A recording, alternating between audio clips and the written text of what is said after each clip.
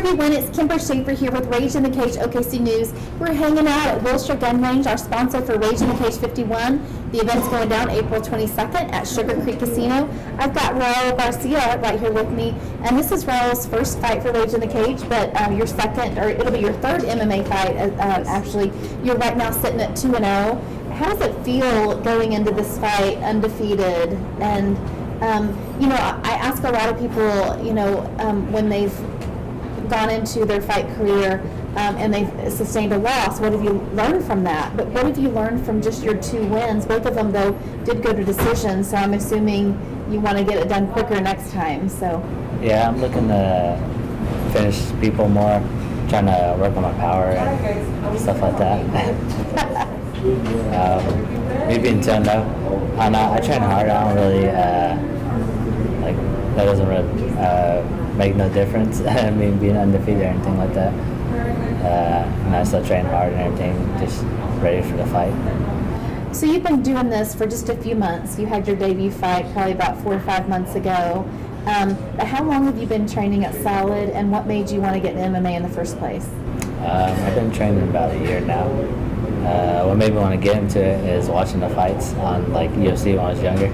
I think the first fight I ever seen was Chuck Liddell versus TRTs, and I fell in love with it. Fell in love with the sport.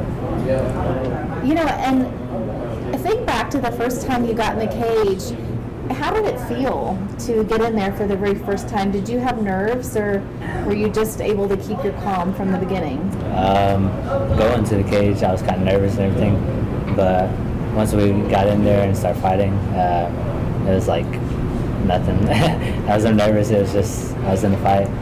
When you get into a tough spot, I know part of it is just being able to stay calm in the moment. Is that something that you guys really work on at Solid? Yeah, we try to stay calm and try to stay focused when we're in the fight, not too emotional or anything like that. All right.